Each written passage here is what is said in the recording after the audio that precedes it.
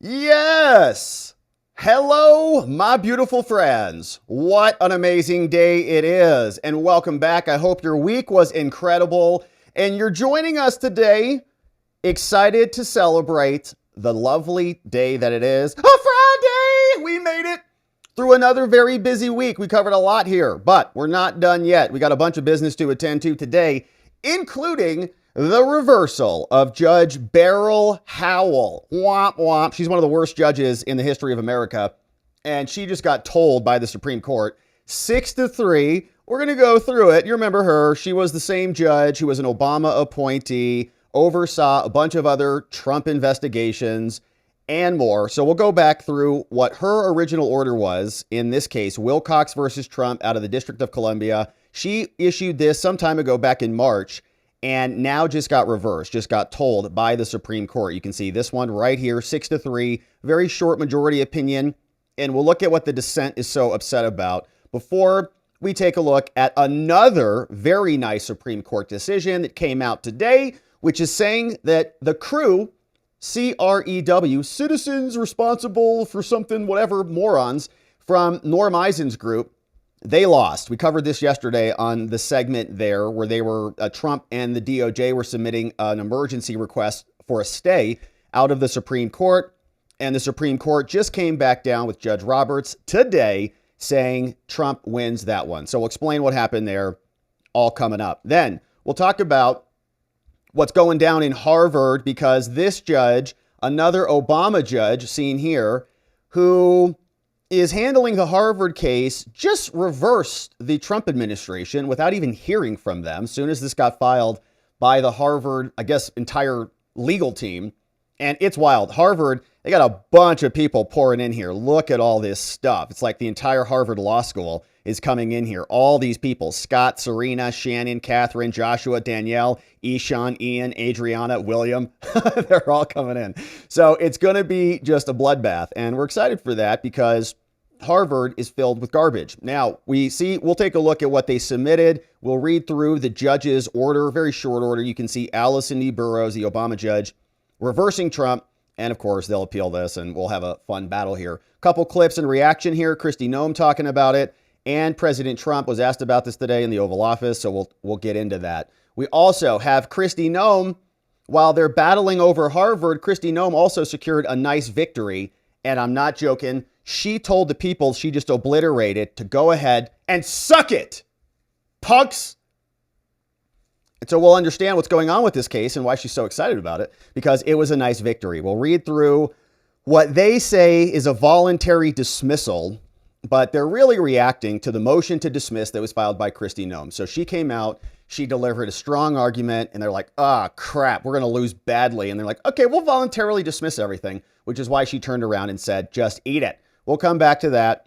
We got clips from Greg Abbott and Representative Claudia Tenney talking about the border.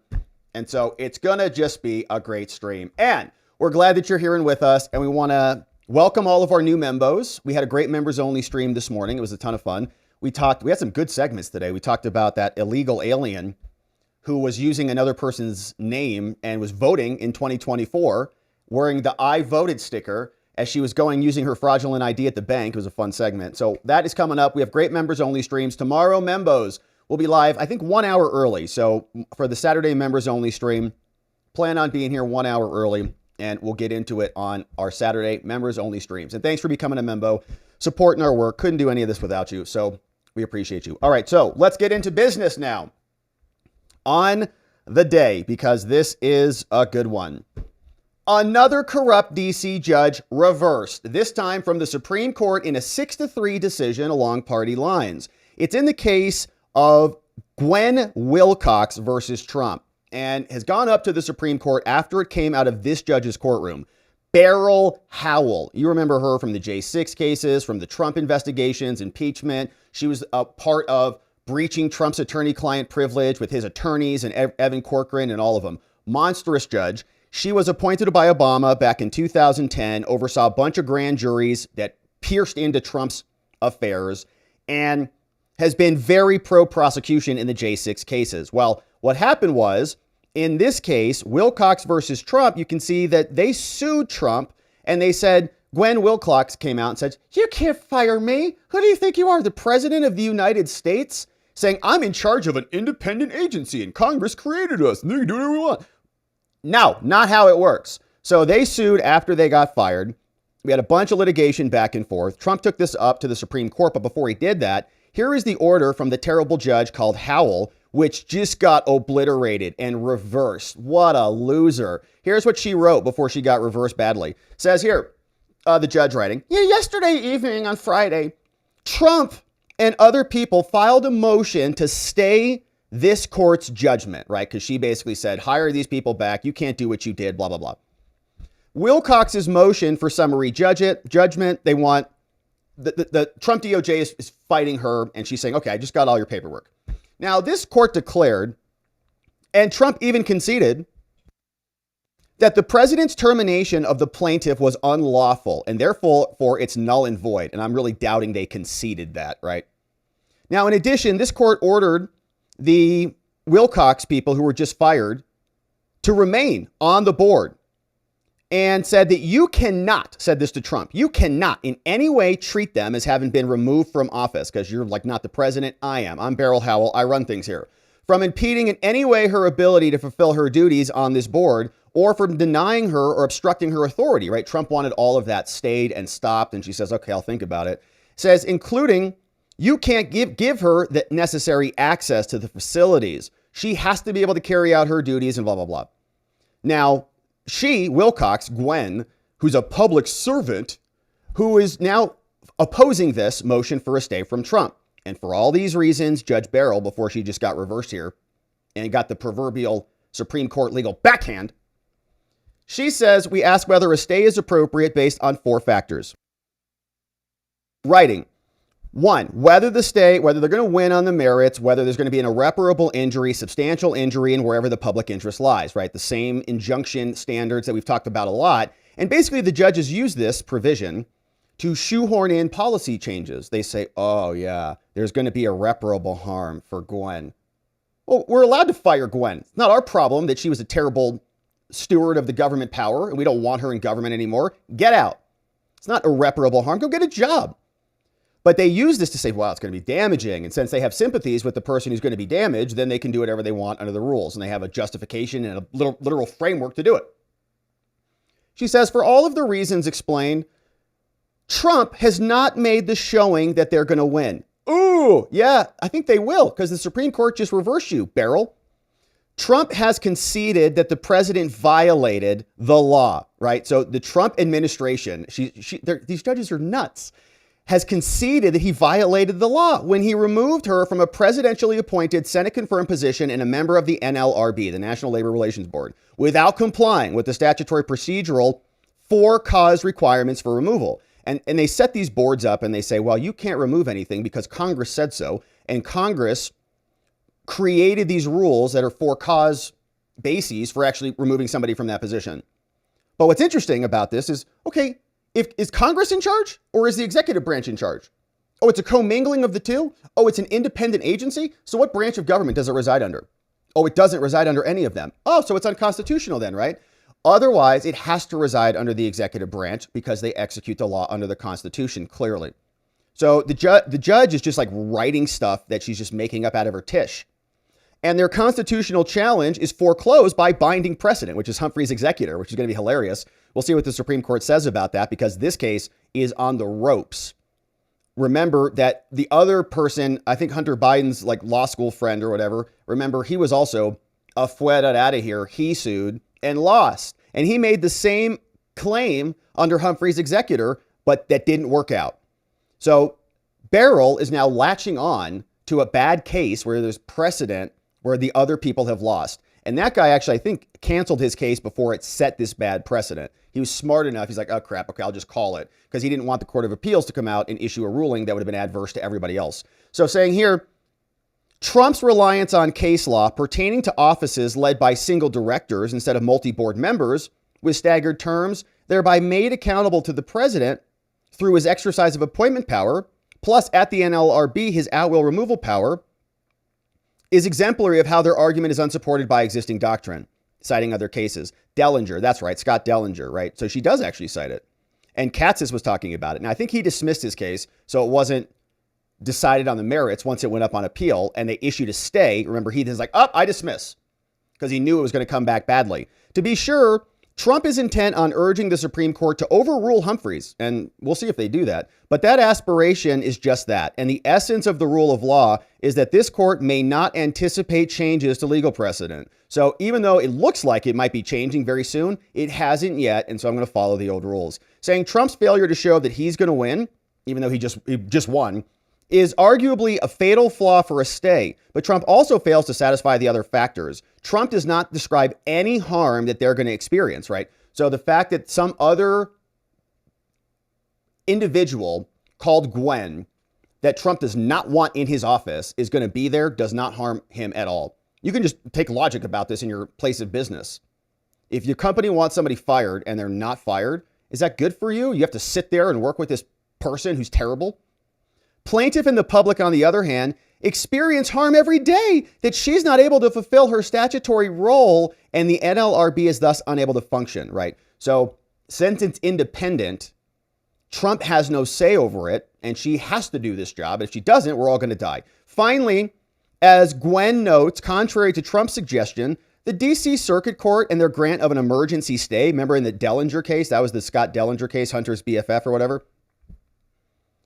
is not dispositive. And he like ran to dismiss his case because they granted the stay in the Court of Appeals. She's, of course, in the district court. That case involves a rare single head agency, and that's different than the NLRB, and thus it's not directly controlled. And so she's distinguishing it, and she just got reversed, basically. Accordingly, it is hereby ordered, says Judge Beryl Howell, one of the worst judges in American history, ordered that the defendants and the motion to stay is denied. All right. So that was her final word. Trump obviously appealed that.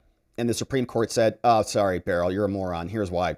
Says the government, Trump, has applied Beryl's terrible decision and applied for a stay of orders from Beryl's crap courtroom, enjoining the president's removal of the NLRB person called Gwen, who's a public servant, who's going to fulfill her statutory duties and serve you, America, whether you like it or not. You just elected a president. He doesn't want her in the administration anymore. That's tough luck, because this is democracy, and you're going to take our people whether you like it or not, says Judge Beryl Howell. And she's a public servant. And don't be mean to her, okay, because she's sacrificing a lot to serve you even though you don't want her to. Saying here, the president is prohibited by statute, which is obviously unconstitutional, from removing these officers except for cause, and no qualifying cause was given. So the judge says Trump's decision is not good enough for her. Supreme Court says, okay, all right, let's see. That's what the law says. They write, now the application for the stay, this is the Supreme Court writing on application for a stay, saying the Chief Justice got this case referred to the court and the request is granted.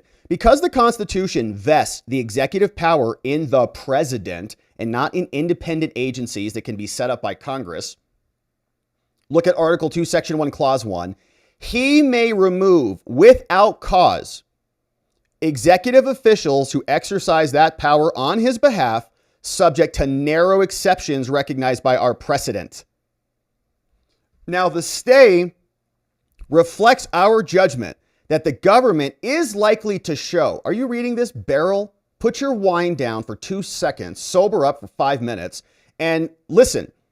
The stay reflects our judgment that the government is likely to show that both the NLRB and the MSPB, the Merit Service Protection Board, some other independent agency that Congress set up, exercise considerable executive power, obviously. But we do not ultimately decide in this posture whether the NLRB or the MSBP falls within the exception. We haven't decided that yet, but we think it probably is not.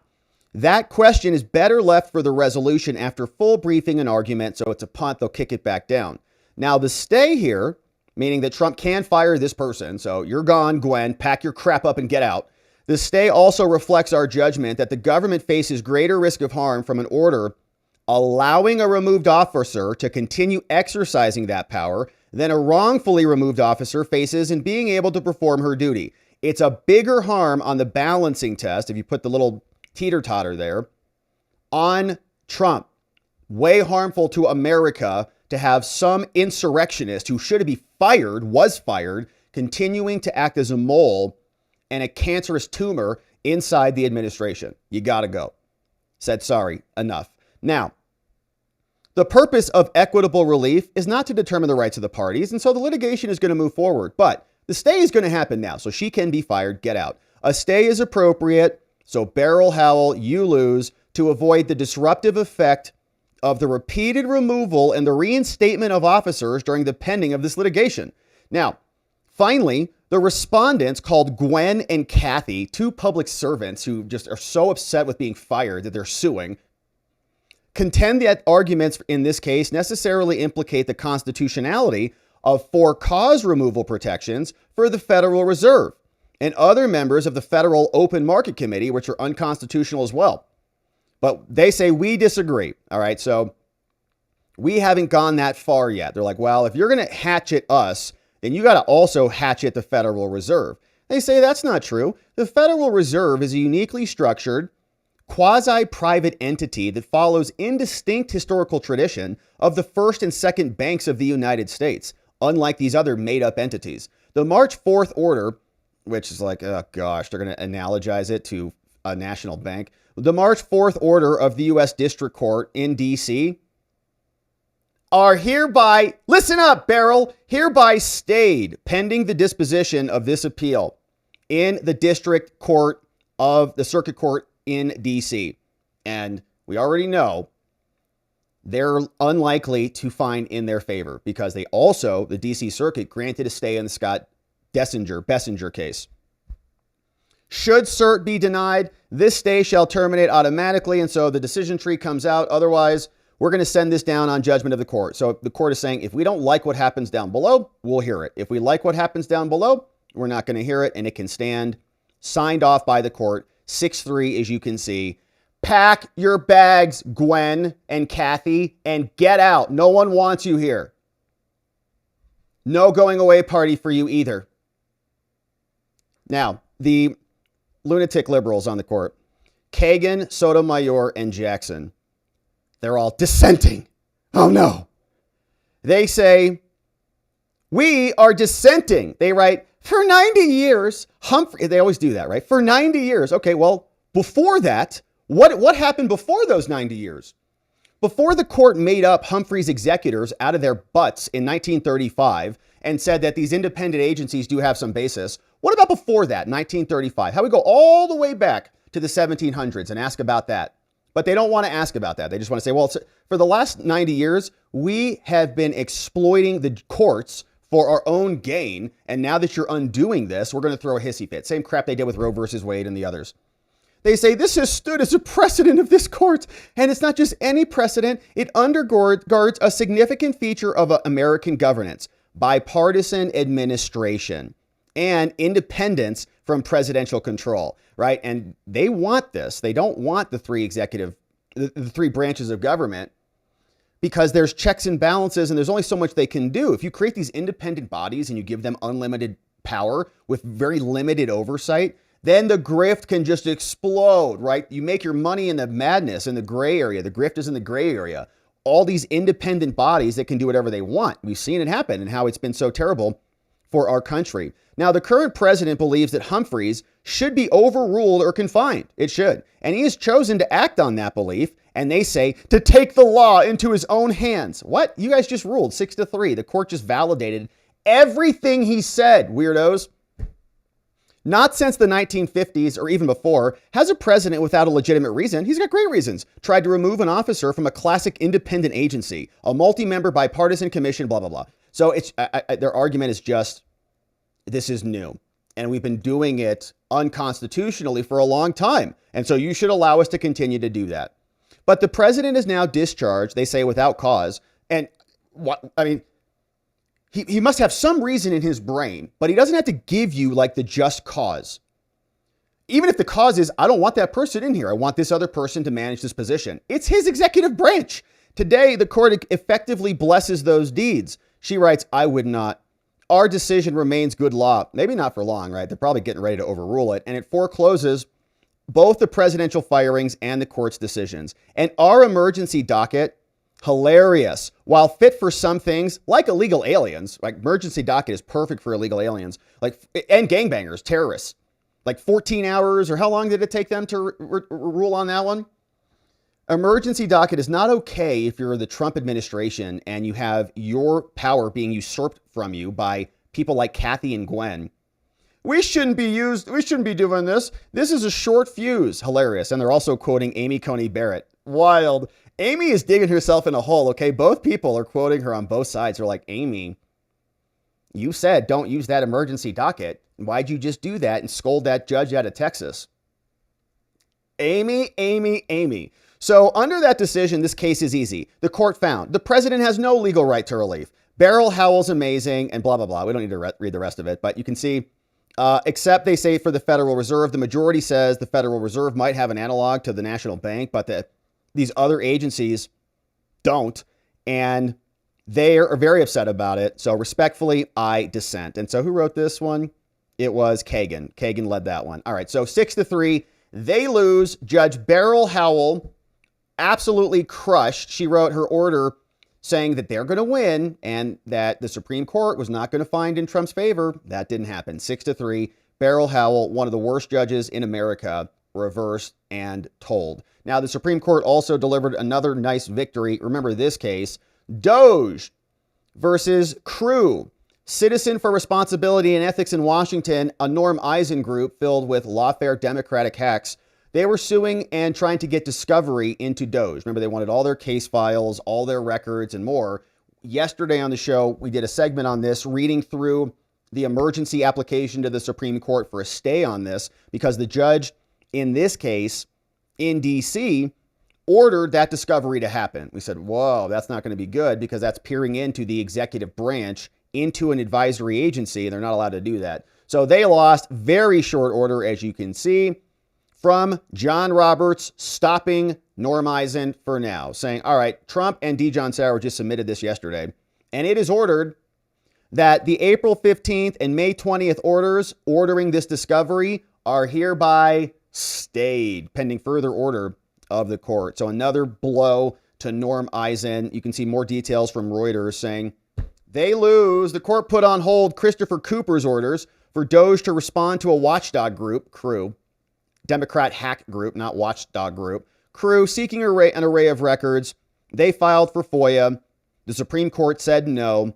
And of course, we'll keep our eye on that one. So two nice decisions out of SCOTUS today. Beryl Howell loses. Noem Eisen loses. We're going to wait for the Supreme Court to continue with some good decisions, hopefully soon. Now, that's what's happening there. Let's turn our attention to Harvard, because this is another lawsuit that is well underway today. And here is this one. An Obama judge just reversed Trump's new policy against Harvard, which canceled their student visa, said, how about you just bring in some American students? If you're going to be colluding with the CCP and instigating violence, you're not going to be bringing more people in here. Visas are discretionary and yours are canceled. The judge, though, who reversed this after Kristi Noem enacted the will of the American people is an Obama appointee. Her name is Allison D. Burroughs, and she issued this short order without even hearing from the Trump administration as we speak today. But this is all in response to a meltdown by the Harvard folks, in response to this announcement by Homeland Security, where they posted this. They said, guess what, Harvard losers? You're being held accountable for collaboration with the CCP, fostering violence, your anti-Semitism, and pro-terrorist conduct from students on campus, and we're going to hold you accountable. And they sent this letter over to them. This prompted a slew of attorneys jumping into this case. You can see they sued the Department of Homeland Security in the District of Massachusetts, and there was a massive complaint here. Look at this, okay? Just attachment after attachment. Complaint, appeals website, press release, Jewish News Syndicate, promise of American education, True Social post, more from Trump, letter from Harvard, Kristi Noem's tweet, blah, blah, blah. Lots of stuff. But then, like, the entire Harvard Law Review team is coming in here to join in on this. And this is going to be interesting, because it is going to be, I think, Harvard's law team versus the DOJ. And the DOJ better get their act together and obliterate them because they're the federal government. Here you can see, look at all these people coming in here. Name after name. Seen here. Electronic notices. Here you go. All these people are moving to swear in. Pro hoc vice, they're asking for permission for a notice of appearance to come in and participate on this case. Lauren Hartz. We got Scott Keller. Serena Orloff for Harvard. Shannon Denmark. Catherine Yarger, Joshua Morrow, Danielle Goldstein, Ishan Baba, Ian Heath, Adriana, William, Robert K. Herr. Also, is that the same Herr? Anyways, so lots of people coming in, right? And they're suing, and the court has already responded to this. But here's what Noem ultimately did, and here's why she did it. You see, this is the letter that came out and was sent via Homeland Security to Maureen Martin over at Harvard. They say, all right, guess what, Harvard? I am writing to inform you that effective immediately, Harvard University's Student and Exchange Visitor Program certification is revoked. Enjoy it. And who is drafting this letter? Oh, Kristi Noem herself. Oh, that's great. That was probably a really fun letter to sign. Sometimes you want to work in government, and it's just to sign letters like this. She says, it's revoked. As I explained to you in my April letter, it is a privilege to enroll foreign students in our country, and it is also a privilege to employ aliens on your campus. All universities must comply with the Department of Homeland Security requirements, including reporting requirements under the Student and Exchange Visitor Program regulations to maintain this privilege. As a result of your refusal to comply with multiple requests from us to get information while perpetrating and perpetuating an unsafe environment that is hostile to Jewish students, promotes pro-Hamas sympathies, employs racist diversity, equity, and inclusion policies, you have lost this privilege.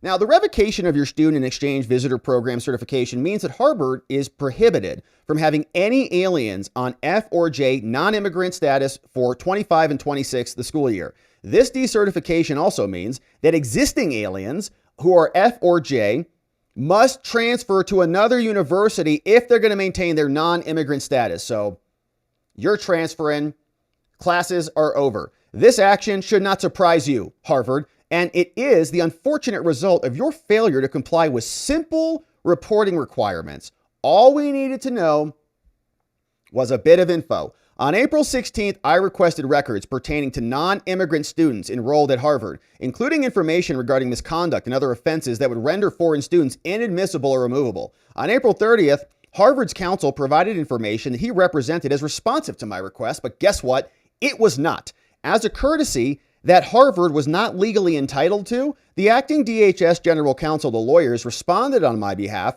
and gave Harvard another opportunity to comply. Harvard again provided an insufficient response. And so consequences must follow to send a clear signal to Harvard and all universities that want to enjoy the privilege of enrolling foreign students, that the Trump administration will enforce the law and root out the evils of anti-Americanism and anti-Semitism in society and campuses. Continuing saying, if Harvard would like the opportunity of regaining Student Exchange Visitor Program certification before the upcoming academic school year, you must provide all the information requested within 42 hours or else.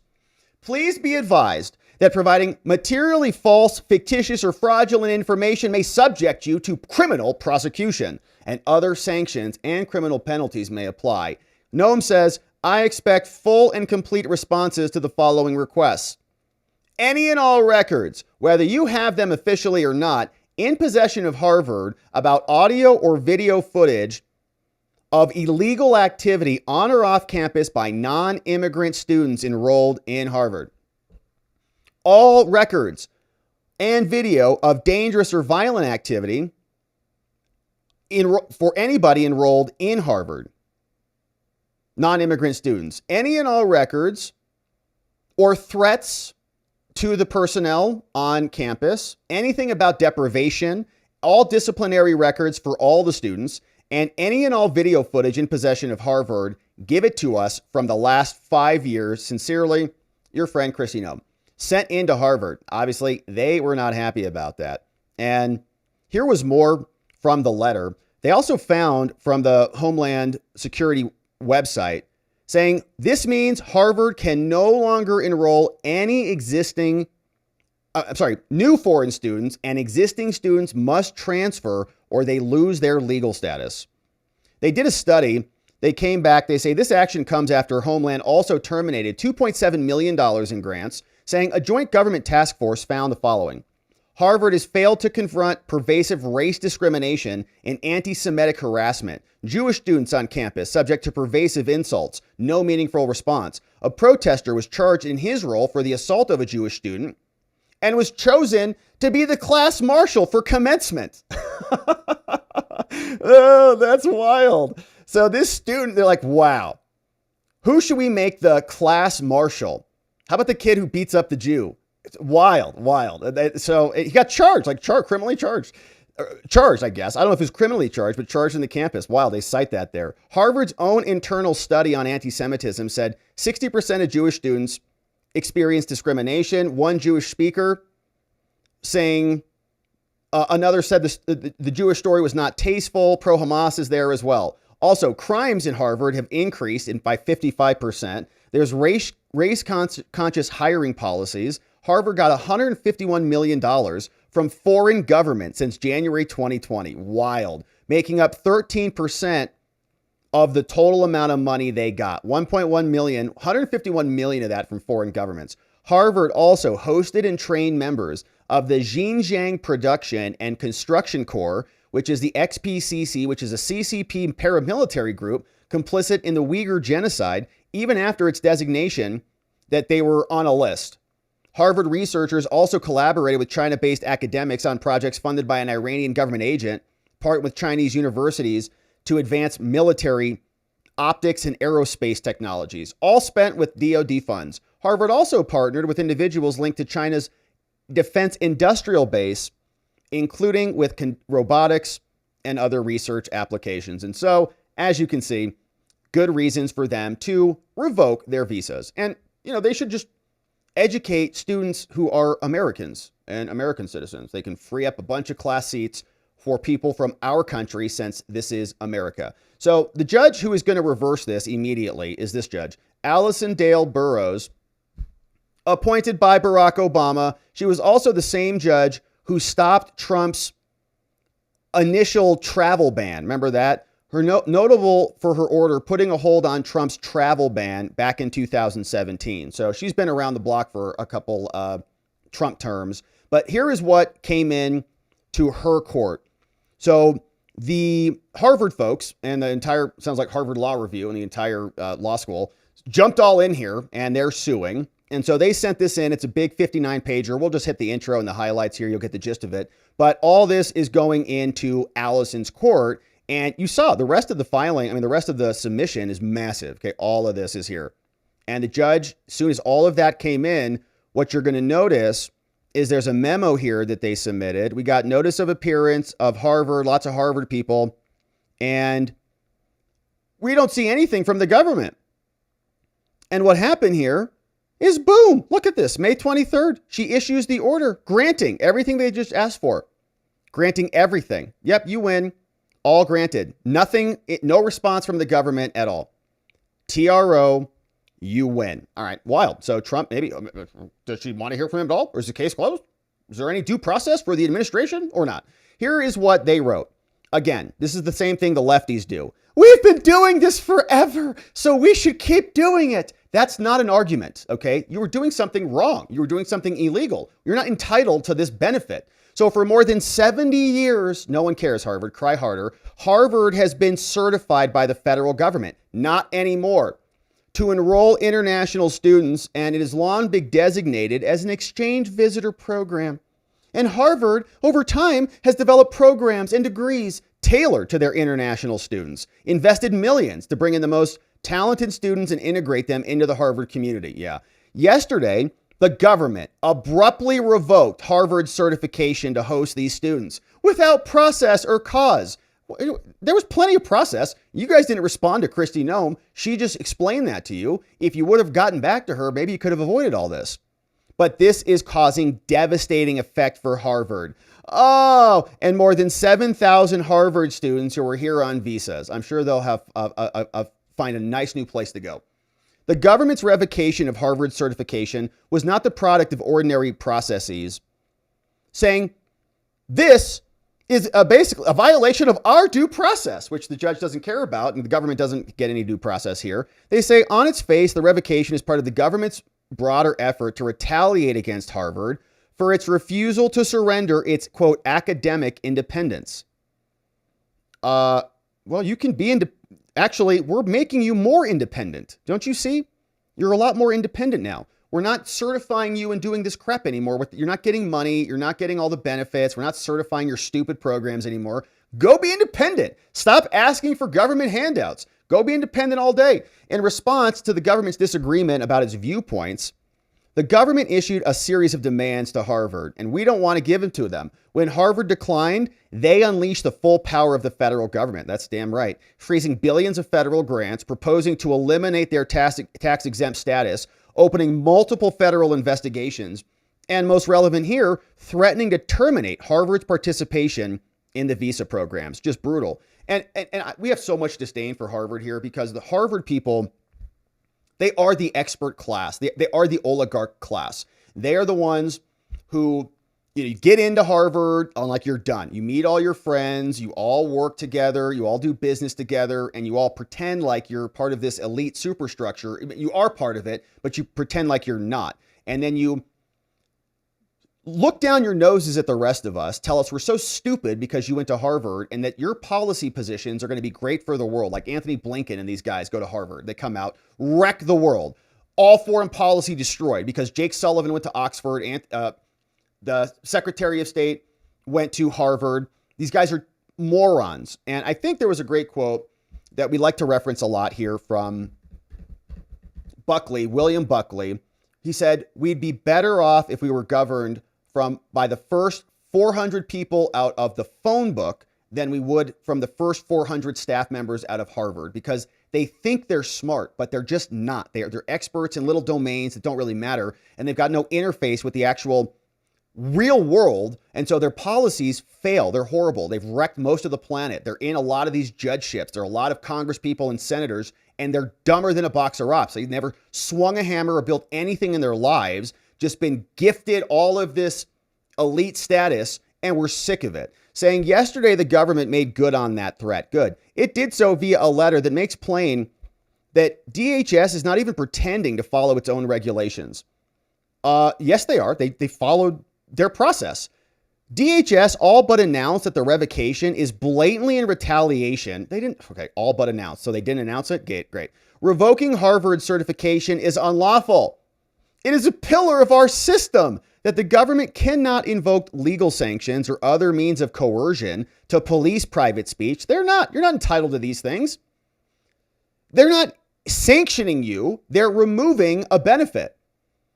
Prohibitions on viewpoint discrimination and on retaliation for protected speech are at the core of the First Amendment protection. So it's a free speech case. Yeah, okay. The government's action also violates the APA. Okay, so this is how you know it's a failing lawsuit, because this is their catch-all. When their constitutional argument is horrific, then they invoke the APA, saying, and the Fifth Amendment, due process. This is going to underscore what's really going on here. The revocation is arbitrary, irrational, and unilateral executive action.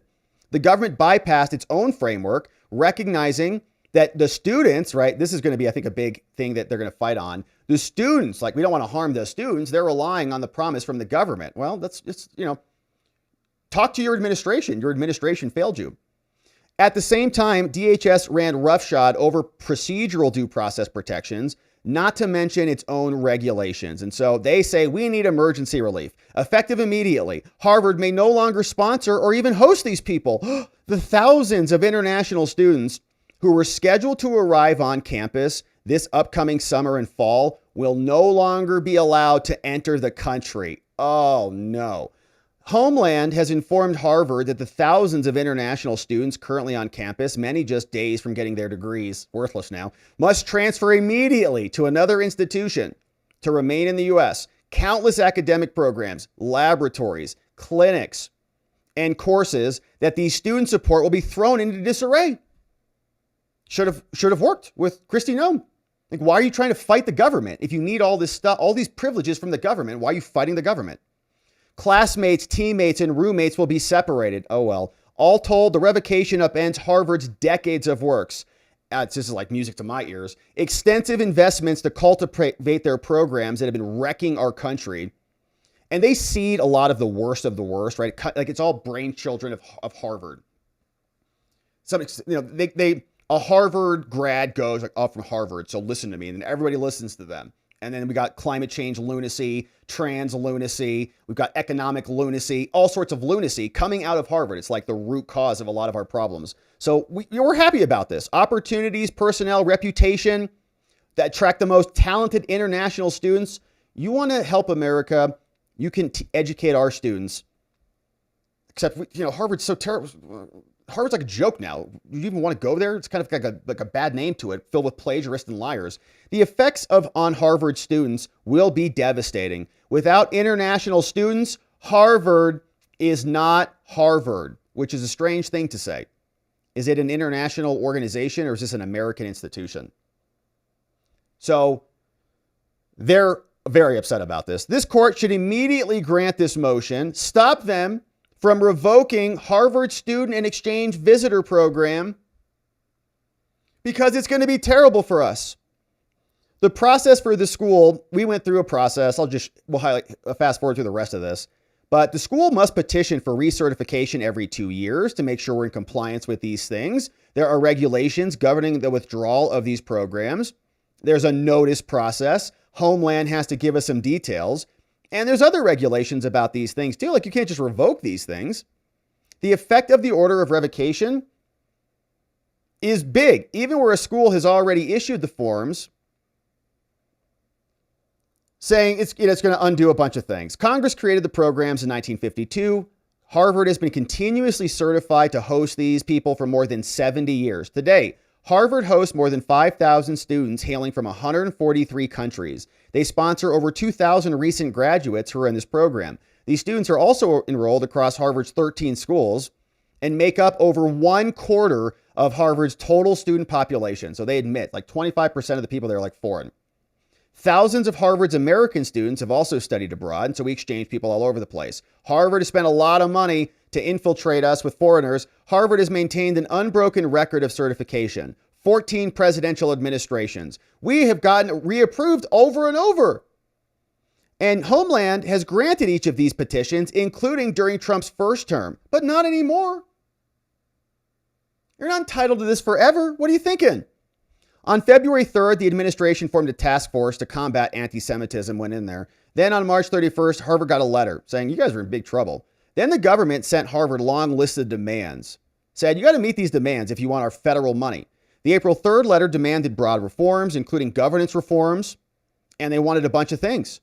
Viewpoint diversity, abolish ideological litmus tests, hire new faculty that aren't liberal lunatics. Harvard rejected all these demands. In fact, Harvard's president responded and said, eat it. But the government said, okay, fine. You don't want to comply with us, and we're not going to give you these same privileges anymore. There's a new administration here. The government's retaliation was swift and devastating and just awesome. The federal task force immediately announced a freeze on $2.2 billion in multi-year grants and a $60 million multi-year contract. Gone. Why is Harvard getting billions of dollars from us? Don't they have like a $50 billion endowment? Don't they have the richest people on the planet who go there? They can fund themselves. They don't need a dollar of our money. The next morning, then Trump himself targeted Harvard itself on a Truth Social post saying Harvard should lose its tax status, saying they're inspiring a sickness. And what happened later? Boom. Harvard got sent the letter from Kristi Noem saying, you better respond to us or you're in trouble. Like the prior correspondence, they said, this is hostile. The records request then shifted gears, saying we're monitoring these schools, and Harvard worked diligently to collect these records. And it doubled down. Trump was doubling down. They produced some information. Kristi Noem said not good enough. Then the university had direct outreach. Counsel sent Harvard another email, concluded, nope, your response doesn't comply with Kristi Noem's request. They sent some more emails back and forth. They said, can you please clarify? He responded, said, yeah, here's your clarification. Then they revoked it. Boom, Kristi Noem, your status is hereby revoked. It acknowledged the profound consequences of this. They said, yeah, no, everybody's got to move. So 7,000 students, figure it out. If you want to comply, you got 72 hours. They also issued a press release saying the Jewish kids and the Chinese Communist Party, bad progress in both those arenas. And here is the damage. The government's action will lead to a cascade of irreparable harms. Oh, this is going to be good. It purports to strip legal status from all of Harvard's international students overnight. Each of Harvard's more than 5,000 students on visas, as well as more than 300 dependents lawfully present here, will either be required to depart or told to transfer. So figure it out. The same is true for F1 visa holders who have graduated or are participating in their other programs. In fact, Harvard will lose 26% of its student body all at once. Afuera. Goodbye. Without this certification, newly admitted international students will also not be coming in. Harvard will not be able to host students for the upcoming summer term. This constraint will destroy Harvard's ability to welcome new students, including those who've already accepted these offers. Maybe you should have cooperated. These immediate consequences are severe. Yeah, now you're finding out, right? FAFO, they say. An institution is made up of its members. And all these people are important. It's going to be a standstill if they have to go. With the stroke of a pen, the government has sought to erase a quarter of Harvard's foreign student body. Without those students, Harvard is not Harvard. So I think they just copy and pasted that from above. So here you can see they continue with the rest of this, and all the Harvard people fast forward saying this is arbitrary and capricious. Lots of law review people all typing away. The government's lawless revocation inflicts irreparable harm. We're going to be damaged. It's Hornbook law that loss of First Amendment freedoms is a chilling effect, and Harvard may no longer host these people. We got 5,000 students. We got all that. Even if Harvard loses this, it's going to be arbitrary. Consider the Harvard Kennedy School, their public policy school. America's future leaders seek out the Kennedy School. Yeah, we don't want people going Harvard. We don't want any Harvard people in government anymore ever again. They're morons. They've gotten us to this point. Yale too. All the Ivy Leagues. You're idiots. Look around. We have to fix it now. Harvard will not be able to recruit the most gifted American students to the school. Okay, well, again, we don't want the most gifted students going to your school, so that's great. More broadly, the loss of international students is also going to cause a harmful feedback loop because the most talented American students will not want to attend Harvard if it's isolated. The most accomplished professors will go to other schools. And so we're going to have this drain on talent in America unless we have you stop this. So Harvard respectfully urges this court to enter a TRO and stop Trump or Kristi Noem or anyone from implementing this, from revoking anybody's certification, making sure all these 7,000 foreign students don't go anywhere. So the Obama judge named by Barack Obama, named Allison D. Burroughs, issued a very short response without even hearing from the government at all, said, it's granted. Harvard, you win. For the purposes of this case and under Rules 65B, the injunction rules, they say that Harvard has made a sufficient showing that Kristi, Bondi, and Rubio are going to cause irreparable and immediate injury before there is an opportunity to hear from all parties. Okay, so don't even need to hear from the government. It's done. Thus, a TRO is justified to preserve the status quo pending a hearing, and the Harvard goons win. Accordingly, Trump, their agents, and anyone acting in concert or participation is hereby enjoined from instituting or giving effect to any of the revocation, giving any force or effect to the revocation notice signed by the Obama judge, Allison D. Burroughs, out of Massachusetts. So, of course, this one is going to be a lot of fun to cover. Trump hasn't even had a moment to respond to this.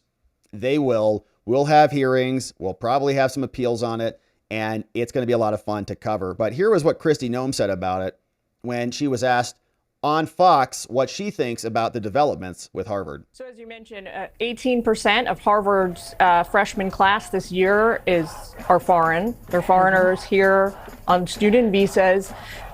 What happens? Where do they go now? What do they do? Yeah, we have given Harvard multiple opportunities to give us the documentation that we've requested to conduct oversight.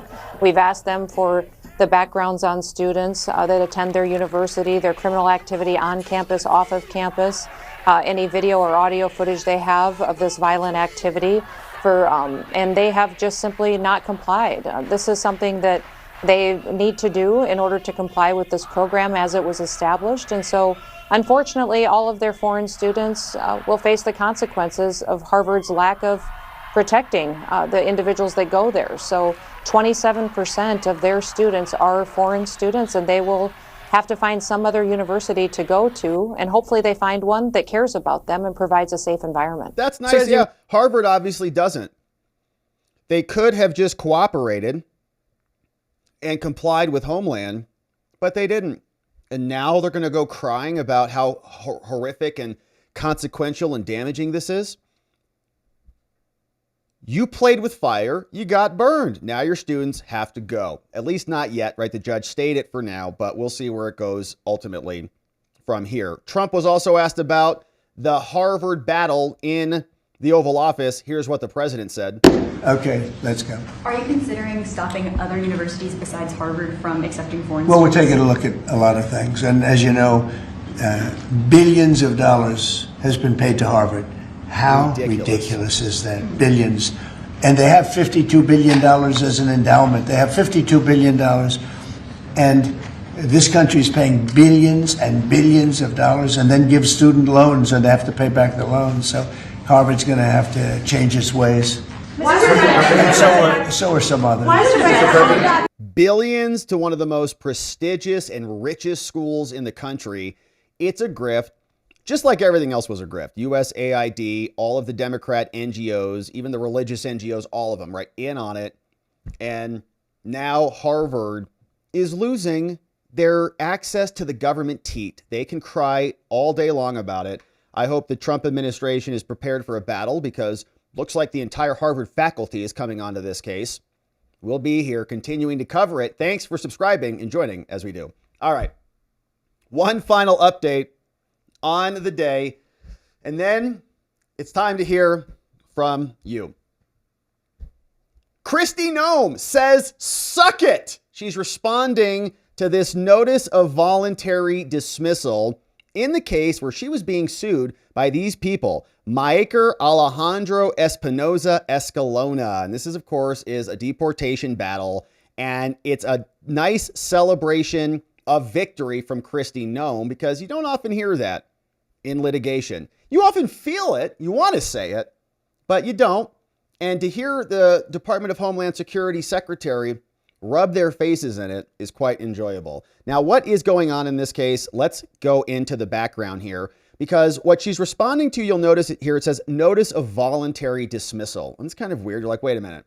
Kristi Noem is being sued by Maiker Alejandro, and they're going to just dismiss their case? Like they won, they don't care, they don't need it, or something like that? No, not so fast. The reason they're dismissing this is because Kristi Noem and the DOJ obliterated them, right? She got sued here in this case in Judge Carl Nichols' courtroom in D.C. He was a January 6th judge on many cases. And what Noem submitted is this motion to dismiss the case. So that motion hit 3 days later on the 22nd. They dismissed the case, okay? Voluntary dismissal. So what that means is they got crushed, and they're going to cope their way out of it to say, no, we didn't lose. We just wanted to dismiss it anyways. But here's what happened, okay? Here is the filing from Kristi Noem in support of her motion to dismiss this case, and why she's telling the other side to suck it because she just obliterated them. Here is the background from the DOJ on behalf of Kristi Noem. Says, all right, guess what, Judge Carl Nichols? We moved to dismiss this case because they sued us seeking a petition for a writ of habeas corpus. They did not want to be sent to Guantanamo Bay.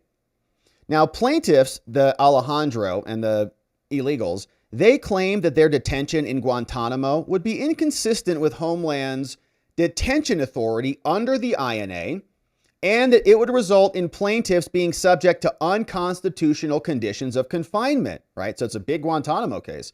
Now, they assert these challenges under the APA through a writ of habeas corpus, Fifth Amendment due process clause, U.S. Code, and more. But this is ridiculous. This case should be dismissed. And the judge didn't dismiss this. They like, oh, crap. It's like, yeah, okay. It's like that dog. You go up, the dog just rolls over on its belly. Like, okay, you're in charge. First, since the complaint was filed, 7 plaintiffs are not even in U.S. custody anymore, okay? Including one who was removed from the United States after a very brief stay at Guantanamo. And as a result, we don't have the possibility of being subject to challenge policies or procedures or conditions. And second, the plaintiffs who do continue to be detained in the United States lacked standing to challenge their detention in Guantanamo, as there are only 2 of the tens of thousands of immigration detainees in custody, and they lack any reasonable basis to claim that they're an imminent risk of transfer to Guantanamo. And third, the INA, the Immigration and Nationality Act, precludes judicial review of the government's discretion to transfer an alien who's removed to the appropriate place of detention. And fourth, they also fail to state a claim under the APA, and we're going to win.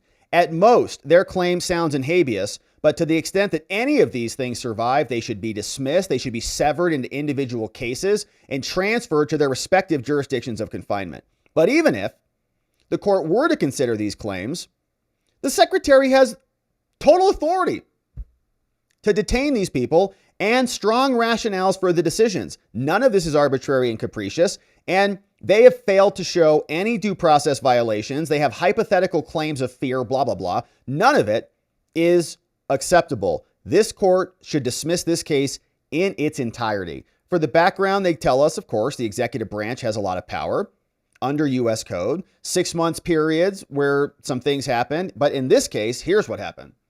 On January 29th, Trump issued a memo ordering Homeland and the DOD to take necessary steps to expand the Migrant Operations Center in Guantanamo. Beef that puppy up, because we're going to fill up those cells. The DOD acted swiftly to comply with the order. They created the Joint Task Force Southern Guard to work with Homeland to operationalize what needed to be done. The detainees are housed in 2 areas of the base, with the higher threat immigration detainees in Camp 6 and the lower threat detainees housed at the MOC. They get access to counsel. They can call families and friends. There's communal living. There's recreation time. It's like nice. It's fine. Under the rules of procedure, though, they have to show that they're going to win or that this court even has jurisdiction. And they haven't done that here. They say 7 plaintiffs here who were transferred to Guantanamo departed the following night to his country of removal. And they're no longer in custody. They're gone. Afuera. Bye. And because these individuals have been removed, the court should dismiss this action. They're gone. To present a live case or controversy to avoid dismissal on mootness, there got to be a personal stake here. But here, simply put, the claims are moot. They're no longer in custody. They're not even in Guantanamo anymore. Saying the relief that they sought is generally to stop us from transferring them, and they want us to order the return of them to come back, right? Like bring these people back. No, they're gone. Now that they've been removed, they're not in our custody. They have no injury that can be remedied, so you can't sue us. Nor can they maintain lawsuit under the collateral consequences doctrine. Under this doctrine, where a former detainee has been removed, they must make an actual showing that there were injuries, something else happened that was problematic. But here, their claims are moot. They're not, and also the people who are currently detained also lack standing. This person called Hiran and this other person called Josu de Jesus Torcate Cebrian, they're currently detained in Arizona and Texas, but they lack standing to bring this lawsuit. It's limited to cases and controversies, and that's not what's happening here. There's no standing here. And the remaining plaintiffs say that there are 2 primary reasons for standing, but neither of those are sufficient. They're unable to point to anything in the government's plan saying that we're going to ship them to Guantanamo. They're just projecting. They're just saying, well, since we sent other people there, that they're going to go there. But that's not our plan. They don't know anything about that. We've sent people to many places, even to Venezuela. So in the end, They don't know that there is any actual harm that's going to befall them. They're just kind of making it up. They can't do that. Doesn't meet the standard. And so there is no standing here. Now, they say this court lacks jurisdiction to review any of this. And again, this doesn't even get to the judge because they turn around and voluntarily dismiss it. They also have no basis under the APA. We've talked about that claim, that sequence of claims a lot. And there is discretion under the agency. Okay, so big filing by Kristi Noem saying, I have the authority to transfer these people. Their claims fail. The secretary under the law has the authority to do these things. And she did it. So it affords the secretary extraterritorial authority, and Kristi Noem has a ton of power. So they detail that for us. There is no due process claim. And in conclusion, dismiss this action, right? From Jason Zabuda. Very, very robust filing, lots of details saying everybody's going to get everything they need. Stop your crying. You're living in communal living. You got daily recreation, 3 daily meals, access to Medicare, medical care. Immigration detainees have access to counsel. They get unmonitored calls with their lawyers. They call family and friends. They are subject to searches and behavior correction. But there's no other unconstitutional conditions to say like this is cruel and unusual or violating their rights. So there's no standing to challenge these cases at all. Signed by Jason Zabuda, sent in to Judge Carl Nichols. And here is what the others have responded with, right? So this is what Kristi Noem was responding to. This caused Kristi Noem to say, suck it, because they're voluntarily dismissing their case. So they filed this one from all these attorneys from the ACLU. ACLU loses. Lee Glorent. They all voluntarily dismiss this one. Says, pursuant to the rules, all these plaintiffs, Meiker, Escalona, it's interesting. They're not using their pseudonyms in these, right? Yeah. And the other ones where they're certified as class gangbangers, they're all hiding their names. But this one, they're not going to do that. They all submit voluntary dismissal of all claims without prejudice in this case.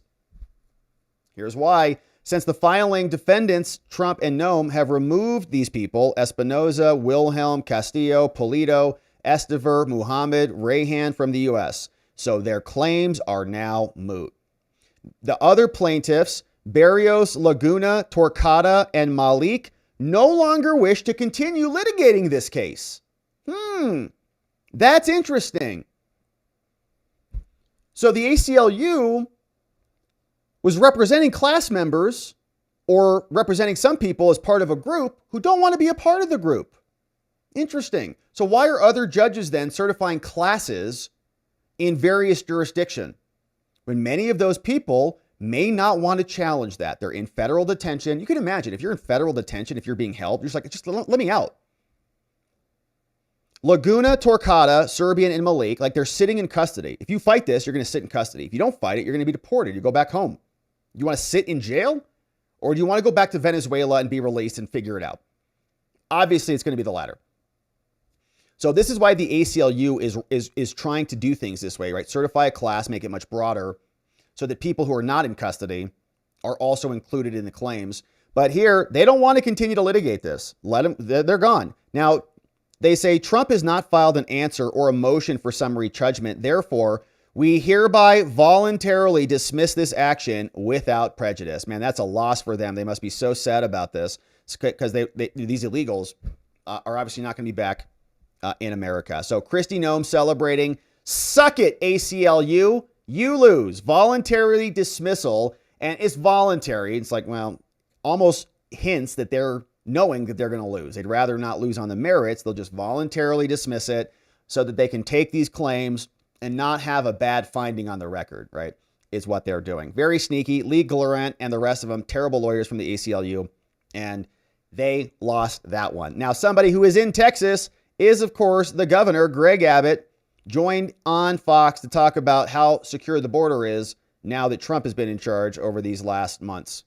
I've never seen such a massive drop in illegal immigration ever.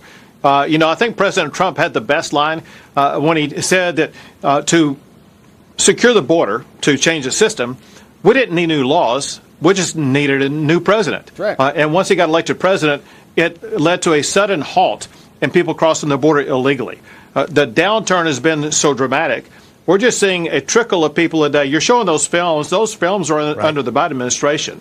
There's just a trickle of people a day, and I am told that of the people who do make it across, most of them are actually returned. There's only been a few dozen or so that are even allowed to stay in the United States, and that leads to exactly what Secretary Noem was talking about, and that is when people go through the time, the money, and the horrors of making the way to the United States border and then get here only to realize they're being sent back, that deters others from coming here in the future.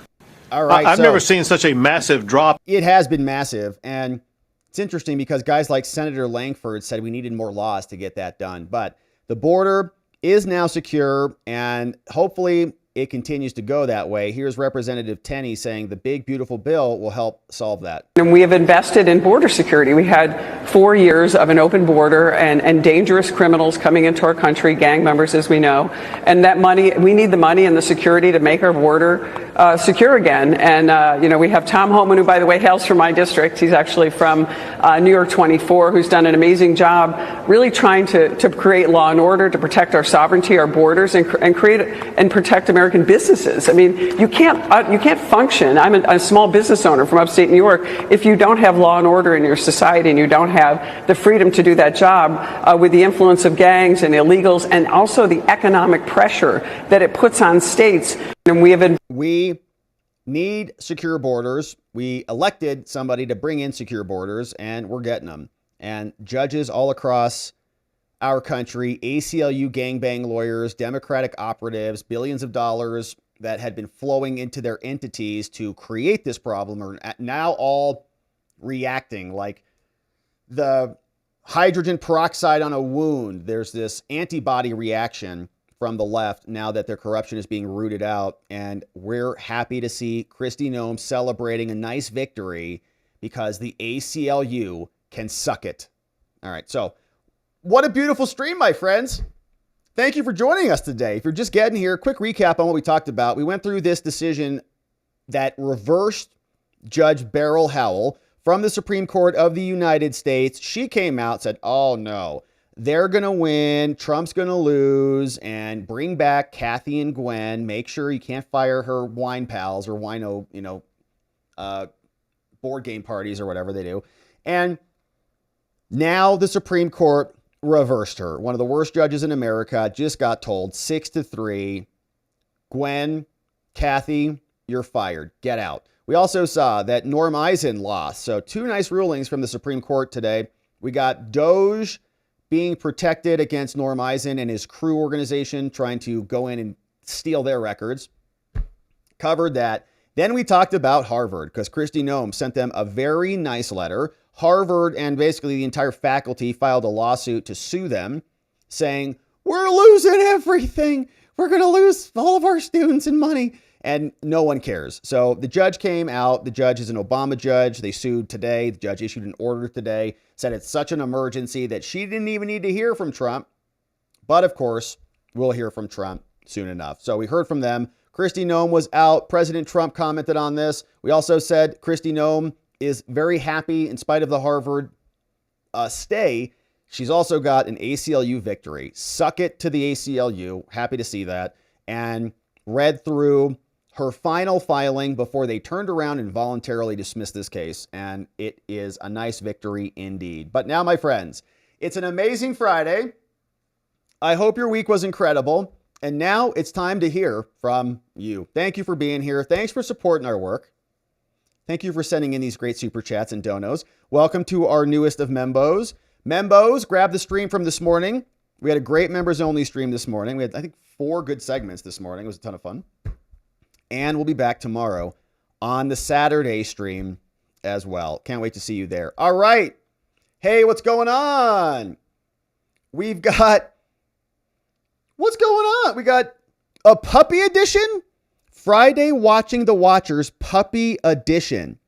Oh my goodness. Look at this right here. Friday Watching the Watchers Puppy Edition. Man, we got some good looking pups. Look at this pup with the Watcher hat on. Oh my goodness. Look at these handsome pups. And you know who that is right there? That's Joey. It's my brother Joey. And that's Eddie's pup. That's Don, Lil Donnie. That puppy right there is Eddie Block, J6er, testified in the Proud Boys trial. He was there. That was from the Vegas meetup. Look at all these handsome pups. What a lovely Friday. Thanks for that. Go pet your furry friends. If they're right there, give them a little one for me. Thank you for that. All right, what's up, Ravicus? Thank you, Ravicus. Shared this one. A post from Gunther Eagleman says, Tim Burchett says auto pen staffers were getting paid. Yeah, says someone got rich. We like Tim. We appreciate Tim Burchett. What's up, Benny Johnson, too? Hey, chat with me. 22 people here and 8 likes? What the heck? Get your like in before they're all gone. 1 per follower. Don't miss out on this once-in-a-lifetime opportunity. Get your likes right now. They're going fast. There are no pardons available for those who don't like this post. Thank you, chat with me. Get them while they're hot. Milo Phone Bill says, what's up in Phoenix? ICE agents take people into custody at the Phoenix courthouse. On the afternoon of May 21st, 2 days ago, several individuals were taken into custody by ICE agents, and there was a big protest out there. It feels like it's a little sneaky. Well, yeah. They snuck into the country. We got to sneak them back out, don't we? Hey, Cornelius! Cornelius Jackson, what's up? Over on Rumble. Great to see you. Or, yeah, I think that's on Rumble. Says, hey, beautiful friends. Hello, my beautiful friends. Yeah, so we switched over to the connect button, as you can see, so that the tubes can warm up now, because they're taking a little bit longer to warm up now. So it's like me sitting here for like 30 seconds, like, hello, hello. So we have a little warm-up thing now. Anyways, we'll continue the finger wag, though, because it's important. Hey, Cornelius, thank you for the nice dono. Happy Friday. Jeffrey Adams. Rob, there are no Obama judges. Oh, yeah, I forgot. Is that Chief Justice Roberts, Jeffrey Adams? Is he over there with you today? There are no Obama judges. Okay, thank you. I forgot. I don't know. Hey, Villa Plot. Here's a couple shillings to buy some meat to throw on the grill this weekend. Thank you, Villa Plot. We're going to do that. We got some friends coming up. We're going to hang out. We're going to barbecue, I think. We're going to go to the farmer's market. We're going to go hiking. It's going to be good. We're going to have a nice weekend. Get outside, do some fun stuff. Sandy, which is why we'll be an hour earlier tomorrow, so we can get to the farmer's market. They have good breakfast burritos there. Probably not that great for you, but I don't care. Sandy, the NLRB case leaves the board without enough for a quorum, and Trump hasn't appointed anyone. LOL, the merit board is in the same situation. It's just neutered, essentially. That's good. That's good. And she's fired. Kathy and Gwen, get your crap and go. Thank you, Sandy. Sam in Texas. What's up, Sam in Texas? 1 year. Yeah, boy. I think I'm ready for my LSAT. You're taking the LSAT, Sam? That's fun, man. I heard they made some changes to the LSAT. Do they still have the games on there? Did they delete the games from the LSAT? Sam in Texas, thanks for being here. Happy anniversary to us, all of us. 1 year, happy anniversary to everybody here. Sam in Texas, bringing in 5 new membos to celebrate. Thank you for this, Sam. D, welcome. Ragok, welcome. Mercy S. We got Gunnar Damus. Welcome, Gunnar Damus. We got Miss T in the house, gifted membos, courtesy Sam in Texas. We'll see you everybody tomorrow on the members only stream on Saturday. Bonnie, what's up, Bonnie? Bonnie Speck says, Trump finding a fair judge in D.C. is about as likely as a black person getting a fair trial in the 1930s Deep South. Yeah, that's probably true. Yeah, it's probably true. So an interesting analogy there, Bonnie. Yeah. So it's like the D.C. judges are like racist KKK judges. Yeah, that's right. Spudman, what's up? I see your 90 years of Humphreys and I raise you 110 years in Bruin. Age means nothing when it comes to returning the constitutionally correct way of doing things. Yeah, exactly right. Right. Oh, just because you've been stealing for like the last 90 years means you're entitled to continue to steal? No. Or because we were generous. Maybe it's not stealing. You don't even have to go that far. Just say, we were just generous. We gave you this deal. We don't want to do that deal anymore. It doesn't serve us anymore. So it's just over. You're not entitled to that. Don't. It'll take a serious congressional attempt to defund a federal district court system to get these hacks in blacks' attention. Robes, right? Judges' robes. Yeah. Yeah, or you can eliminate a circuit, or I think you just impeach one judge, or you charge a federal judge for something. Yeah. Something to kind of shake the tree a bit. Chubby says, that dissent should be enough to get them removed from SCOTUS. Since they're blatantly promoting breaking the law, and violating the Constitution. Yeah, Chubby, it's a wild concept. These liberal judges are nuts. And they literally think like there's a constitutional mechanism of interpretation called pragmatism. And they can just interpret the Constitution in accordance with pragmatism, not textualism, not anything else that's a legal method of analysis. It's just whatever's pragmatic.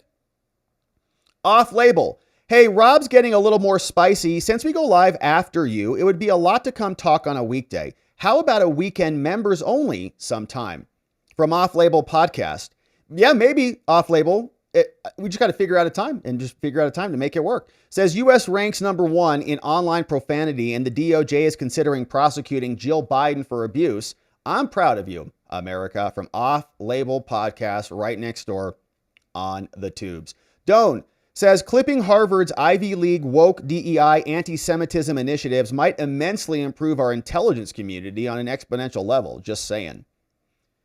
Yeah. And then, Harvard, I'm sure interfaces with the intelligence agencies. And I think there's like a kind of an incestuous relationship between them, Georgetown, State Department, big revolving door, and politics too. So yeah, they don't need a bunch of foreigners invested in all of that. Doan, both Qatar and China are pouring cash into the Ivy League and in doing so, perverting our culture and influencing, right? Because they're seating it at the top, and then these Harvard people all get elected everywhere because they're grifting off of the prior greatness of Harvard.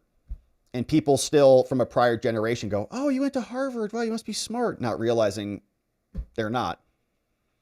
And yeah, we're done with it. Hey, Philip Maslin. What's up, Philip Maslin? Welcome aboard. Thanks for becoming a member, supporting our work here, Philip. Crash is here. Hey, this is called Ricky Gunderson. Edgar Flowers and I arrived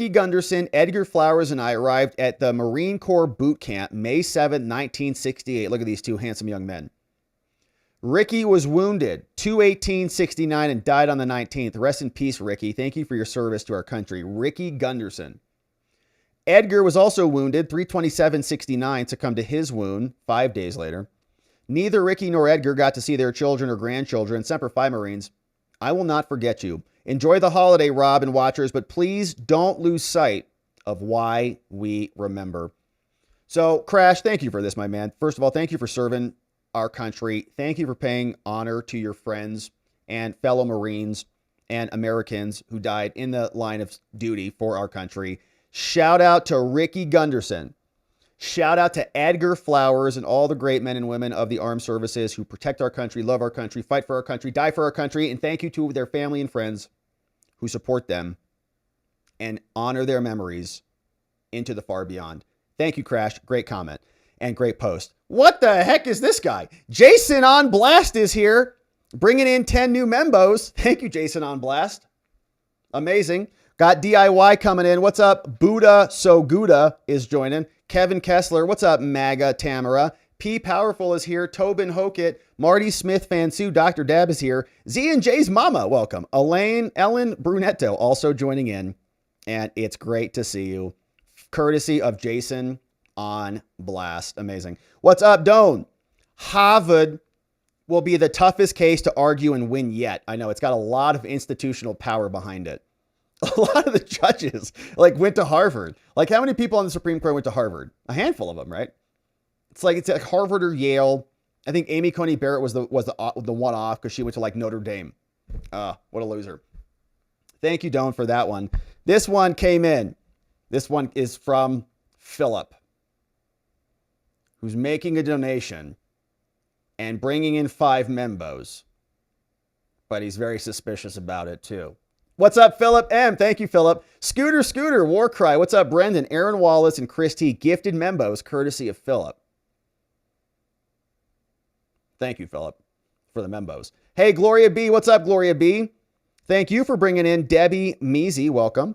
And what we got rated over here by Eat-At Antons. What's up, Eat-At Antons? Hey, it's Eat-At Antons. That's Anton's biltong, I think. Get some biltong from Anton. What's up, Ted Bledsoe? What's up, Ted? Thank you, Ted, for upgrading your membership. We appreciate you doing that, supporting our work here. Doan, what's up? CCP students already have degrees prior to Harvard. Yeah. How much of the CCP is teaching at Harvard? It would be another question. Tara Rayner, hey, 24 months, Tara. That's 2 years. Happy anniversary to us. Second birthday to us from the 51st state. Wow, you're in Canada? Watching from Canada? It's going to be nice when you join us. Thank you, Tara. Thanks for hanging with us for 24 months. We've been through some serious business here together. Yeah. Hey, Mary C. over on Locals. Great to see you, Mary C. Said this. When my family was on an East Coast trip, one of the things we did was tour the Harvard campus. Our student guide was very flamboyant, if you know what I mean. He's fabulous, showing you everything. Says, when I was asking questions, he commented, oh, we don't go to class. We have all the assignment and tests in the fraternity files. I was shocked. I said to him, does your mother know that? I was so flabbergasted by his statements and attitude that I don't remember his response. Since then, I've lost all respect for the school. Yeah, I'm pretty sure that's how it works. I didn't go to Harvard, obviously, but I think I heard Ben Shapiro tell a story about Harvard, and he explained that Judge Kagan was his professor at Harvard. She's on the Supreme Court now.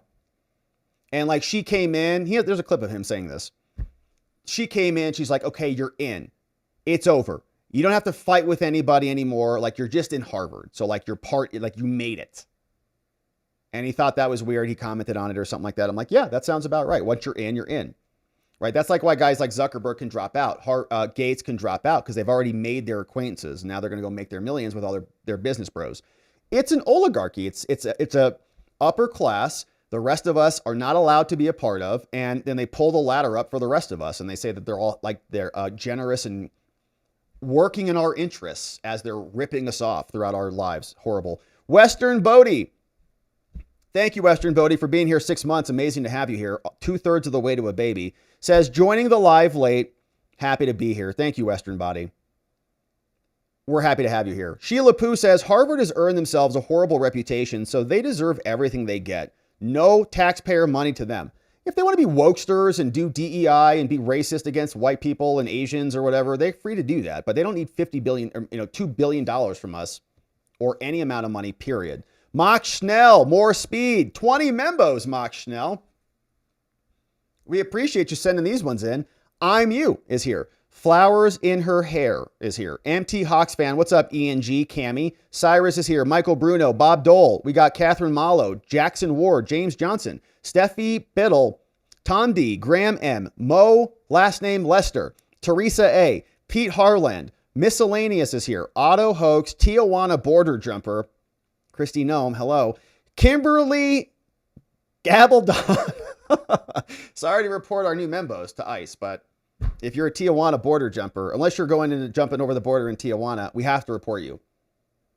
So you've been reported. Thank you, Tijuana, for being a membo. Maybe we'll see you tomorrow. Doan, Harvard alumni in the Intel comms at war with MAGA.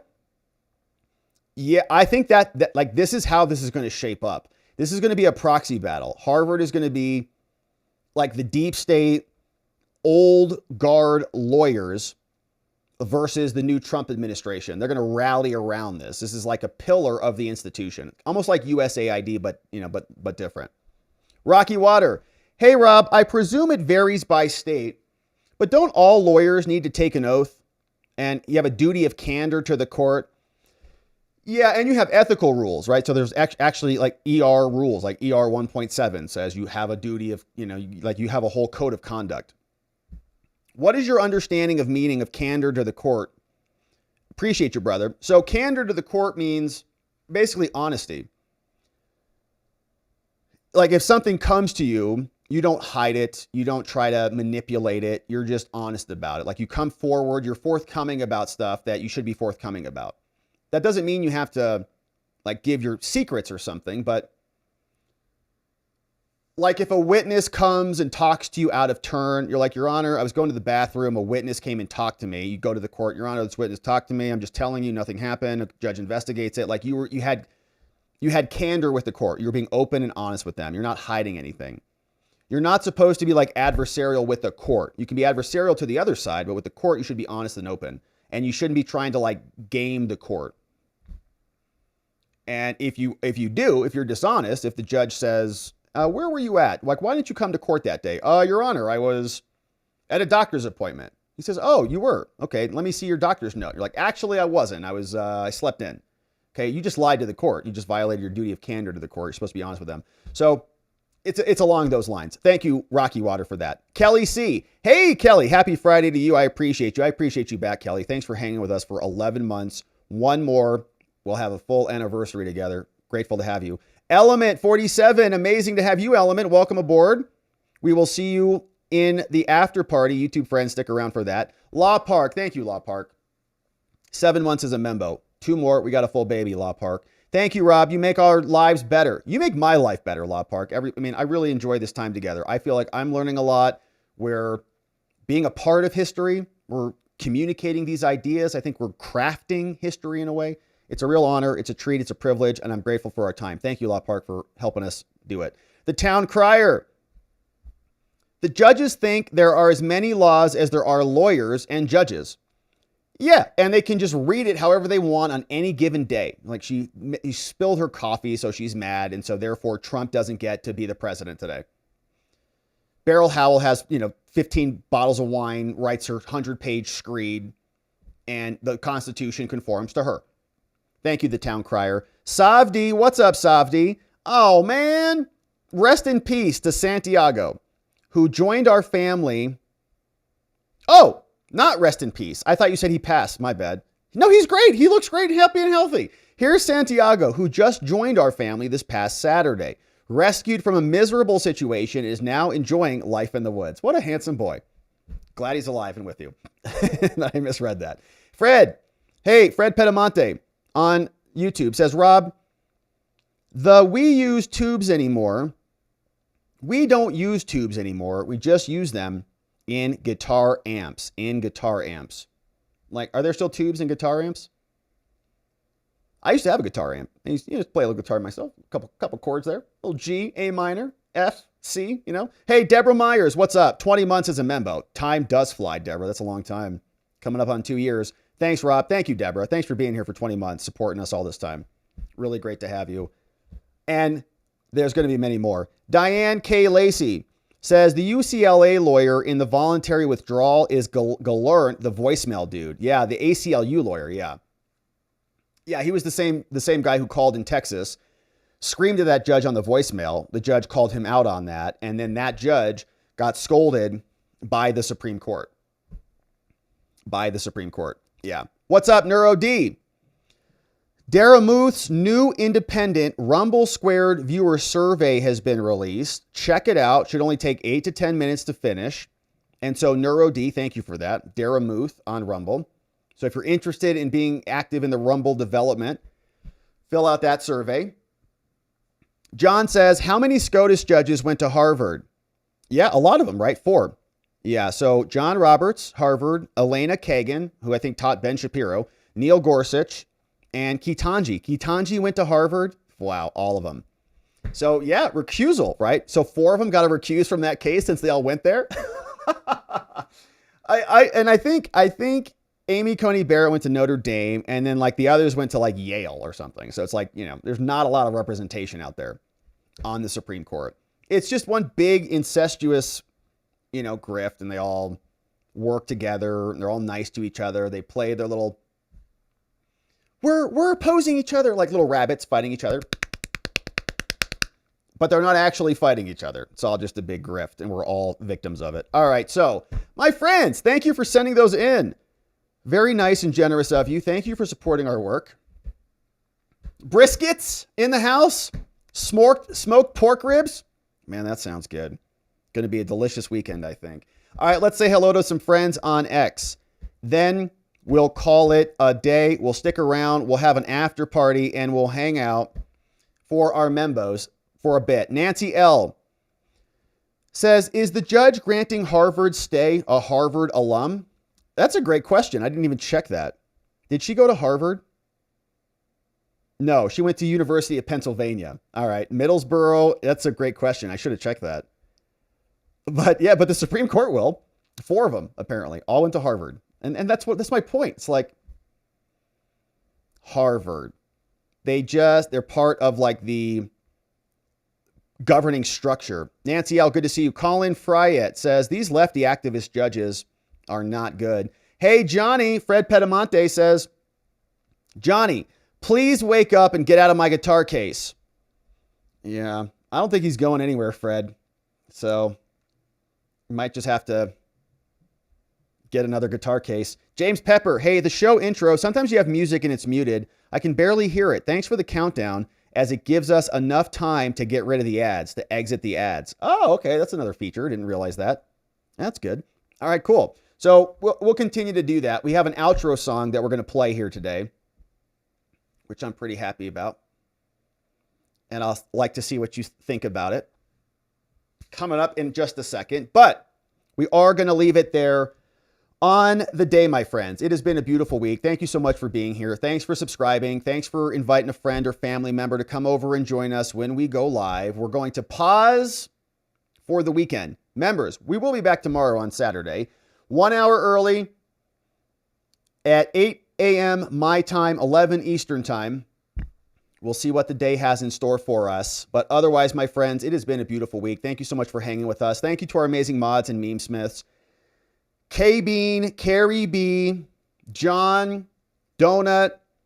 We have Janek, Dog Digger, Neuro D also helping out over on the Rumbles. I think we're learning how to raid after the Rumble stream, so that'll be fun.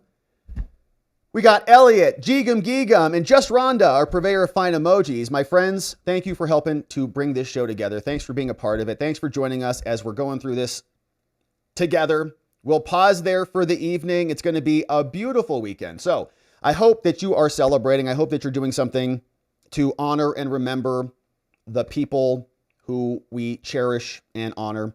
We, of course, will pause there for a few short days, but we're coming back on Monday to get into it again. And so in order to do that appropriately, we are going to need to see you right back here so that together with your help, we can shine that big, beautiful spotlight of accountability and transparency down upon our system with the hope of finding justice. Make it a beautiful weekend, my friends. Sleep very well. I'll see you right back here on Monday. Bye-bye.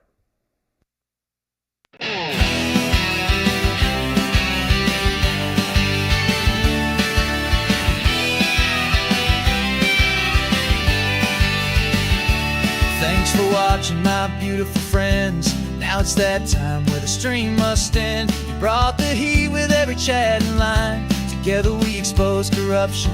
One more time we dove in the truth where the media hides. Lit up the lies with receipts on all sides. The fight isn't over, but we made them sweat. We ain't done yet, no, not just yet. Because together we